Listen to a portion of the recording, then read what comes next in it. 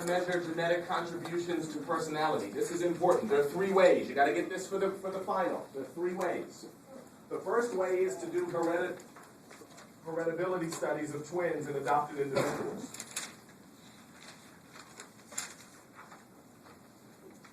Why would this help us, Maricela, to assess genetic contributions to personality? Why would studying this help us to look at the effect of genetics on personality?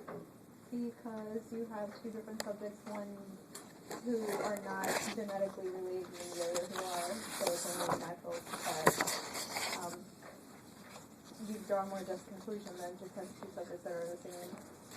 Right, but look, they're saying do studies. They're saying do studies of twins and adopted individuals so that we can see the degree of genetic contributions on personality. Why would social scientists say this is a very good way to measure whether or not there's a genetic predisposition on personality? Let's look at Khalid and Kobe because they're brothers, or they're twins, or they were adopted. But they're brothers, but they were separated and adopted in different. Why would that be valuable information? You were going there. They're saying to do the study.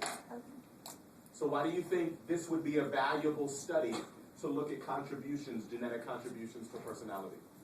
Because it's testing the genetic influence as opposed to the environmental influence. Good. And the genetic influence is there because what? Because they're genetically related. They're twins.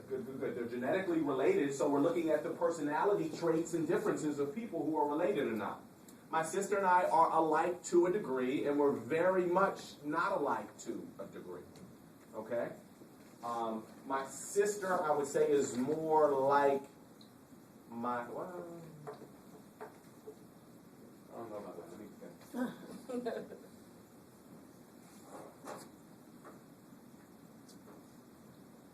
don't know about that. Let me hold on. Study personality traits in other species. Why would this be valuable? Social scientists are saying, you know what? If you want to assess and measure genetic contributions to one's personality, study frogs, study apes, study cows, study horses. To compare, no? Okay. I think the same answer could be used from the first answer that Maricela gave us. At the end of the day, if you are related, you're more genetically alike than not alike, correct? Mm-hmm. Correct? Yeah. If you're related, you're more alike than not alike, based on genotype in genetics. Make sense? Okay? Which is why if... I'm sorry. Yeah. I don't completely agree with that, because even though... Not from a personality standpoint, from a genetic standpoint. Yeah, but just because you have the same gene, genetic, whatever, same blood type, whatever, you're not going to have exactly the same type of personality. No, you're right. You can be I'm totally different. I'm in agreement with you. But what I'm saying is, from a genetic standpoint, not from a personality standpoint. Oh, just genetic. Just genetic. In other words, if I'm your brother, or if I'm your uncle, and I need a liver transplant, the first people that they're going to go to are people within your family. Because there's going to be a match. And what's on the inside of me is going to not reject. It's going to accept. Right?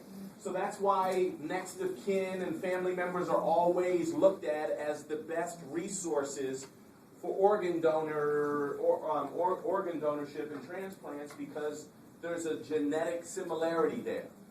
What the social scientists are saying is we can look at the personality traits in other species to get a feel for whether or not they are alike or whether or not they are not alike. In the same way, class, that we can do that with twins and adopted individuals.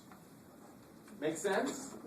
We can just simply assess to what degree they are acting alike.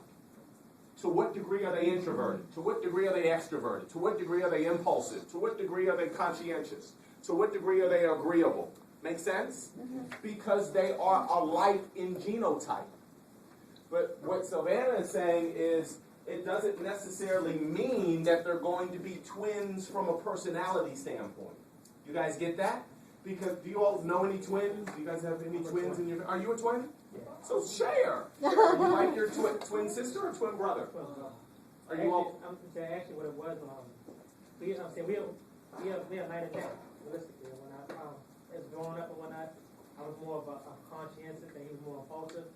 Then as we got older and whatnot, the roles switched, where he became more conscientious and I became more impulsive. You all look alike? Yeah, because he's only 5 minutes older than me. So, Okay. Okay. So do people always get you all confused? when I don't wear glasses, that's all. Because Really? he don't wear glasses. I wear When you all were kids, all the time? we actually switched glasses and when I come. Look at that. Deceptive one. Trickery and deceit. Yeah, Your brother ever show me class for you? All right. So there's a perfect example of how they are similar genetically, but very different from a personality standpoint. And what this slide is saying is these are ways in which you can measure the influence or the impact of genetics on one's personality traits and characteristics. In Ishmael's family, they're very much different. I know twins that are very much alike. Who are the twins that used to be on television? Tia and Tamara. They're very much alike. They probably have some differences. One may like chocolate and one may like fruit or something like that. I'm not saying that they're clones, but they're attached at the hip. They're best friends. They don't clash. They were each other's maid of honor in the weddings. I mean, they're tight. They hardly ever fight. You know, that's different. You haven't watched the show. Well, you know what? Here's what I don't believe. Here's what I try not to do with the reality shows. A lot of that stuff is staged. I do know that. I do know that for the sake of entertainment and for the sake of keeping an